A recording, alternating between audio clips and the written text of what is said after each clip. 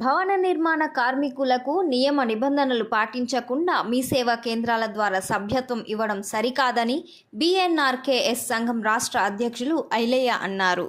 ఇందులో భాగంగా మేడ్చల్, మల్కాజిగిరి జిల్లా కలెక్టరేట్ కార్యాలయంలో ప్రజావాణిలో అధికారులకు ఫిర్యాదు చేశారు. ఈ సందర్భంగా ఆయన మాట్లాడుతూ, కొంతమంది బ్రోకర్లు తెల్ల రేషన్ కార్డులు ఉన్న వారికి సభ్యత్వం ఇస్తామని వాట్సాప్ల ద్వారా గ్రామాల్లో దండోరా వేసి సభ్యత్వం తీసుకుంటున్నారని తెలిపారు. ఇలా సభ్యత్వం తీసుకోవడం వల్ల అసలైన కార్మికులు నష్టపోతున్నారని ఆవేదన వ్యక్తం చేశారు. సభ్యత్వ నమోదు ప్రక్రియ సక్రమంగా జరిగేలా చర్యలు తీసుకోవాలని కోరారు. భవన నిర్మాణ రంగాల కార్మిక సంఘం రాష్ట్ర కమిటీ తరఫున రాష్ట్ర వ్యాప్తంగా అన్ని జిల్లాల కలెక్టరేట్కు బైక్ ర్యాలీగా నిర్వహించడం జరుగుతూ ఉన్నది.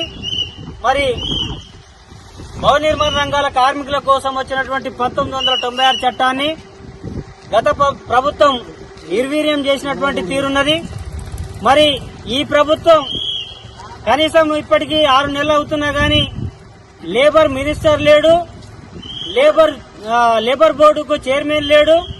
ఇవాళ కార్మికులకు అనేకమైనటువంటి నష్టాలు జరుగుతున్నా గానీ పట్టించుకున్నటువంటి సందర్భం లేదు. ఇవాళ మీ సేవ సభ్యతాలు అప్పచెప్పి మీ సేవ నుంచి సభ్యతాలు తీసుకోవాలనేటువంటి రూల్స్ పెట్టేసి ఇవాళ మొత్తం కార్మికులకు కాకుండా, అసలైనటువంటి కార్మికులకు కాకుండా ఎవరు పడితే వాళ్ళు పోయి తీసుకొని ఇవాళ వందల కోట్ల రూపాయలు వెల్ఫేర్ బోర్డు నుండి కాజేస్తున్నటువంటి తీరు కనిపిస్తా ఉన్నది. మరి అట్లాంటి సందర్భంలో మీ సేవ సభ్యత్వాలు ఇక్కడ నుండి తొలగించినట్టుంటే కార్మికుడికి, అసలైనటువంటి కార్మికుడికి న్యాయం జరగడానికి అవకాశం ఉన్నది. 60 సంవత్సరాలు నిండినటువంటి కార్మికుడి ఇవాళ సభ్యత్వం నుంచి తొలగిస్తా ఉన్నారు. దానివల్ల ఇవాళ 60 నుంచి 70 సంవత్సరాలు పనిచేసేటువంటి కార్మికులు కూడా ఉన్నారు.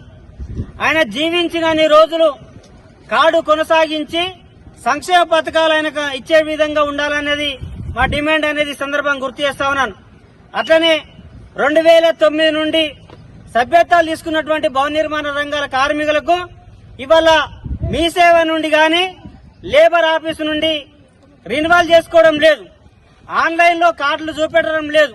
ఈ రకమైనటువంటి సమస్యలు రావడంతో ఇవాళ కార్మికులకు తీవ్ర నష్టం జరుగుతూ ఉన్నది.